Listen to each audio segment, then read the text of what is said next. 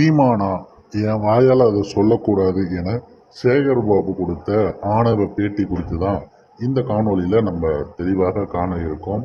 நாம் தமிழர் கட்சியுடைய தலைமை ஒருங்கிணைப்பாளர் செந்தமிழன் சீமான் அவர்கள் மே 18க்கான ஒரு தினம் அனுசரிக்கிற நிகழ்வு எல்லாருக்கும் தெரியும்.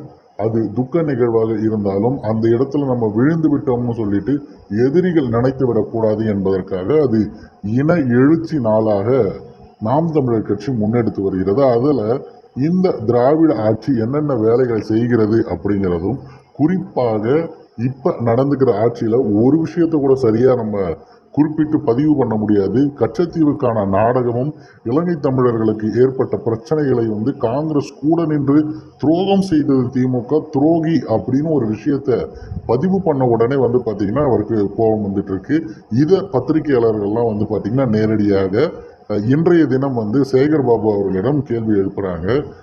திமுக அரசு காங்கிரஸோட இணைந்துதான் துரோகத்தை செய்திருக்கிறது தமிழக மக்களுக்கு அப்படின்ற மாதிரி அவர் சொல்றாரு. அதை பத்தி என்ன நினைக்கிறீங்கன்னு கேட்டா, அதற்கான பதில் அங்க வரல. அதற்கு பதிலாக அவர் கொடுத்தது என்ன அப்படின்னா, சீமான் அவர்கள் இதுவரைக்கும் வசைப்படாத ஆட்கள் யாராவது இருக்கிறார்களா, அப்படி இருந்தா கூட்டுவாங்க, அவரை வேணா நாங்க பாராட்டுறோம், ஏன்னா அவரை பொறுத்தவரை அவர் மட்டும்தான் புத்தர் அப்படின்னு ஒரு எண்ணம்.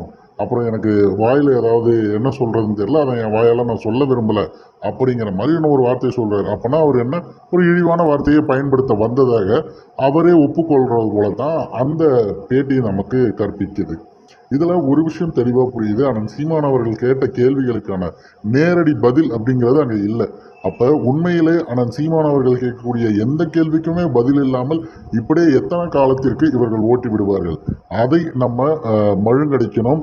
எதிரில் கேள்வி கேட்கும் போது பதில் தெரியாம தெரித்து ஓடக்கூடிய அளவுக்கு இப்பவே இருக்காங்க அப்படின்னா, அண்ணன் சீமான் அவர்கள் சட்டமன்றத்திற்கு சென்று கேள்வி எழுப்புற அளவுக்கு விடயங்கள் மாறிவிடுச்சு அப்படின்னா என்னென்ன விஷயங்கள் நடக்கும் அப்படிங்கிறத நீங்களே எதிர்பாருங்க. அண்ட் இந்த விடயத்திற்காகவாவது 2026 நம்ம யாரை தேர்ந்தெடுக்கும் சொல்லிட்டு மக்கள் புரிந்து கொள்ள வேண்டும்.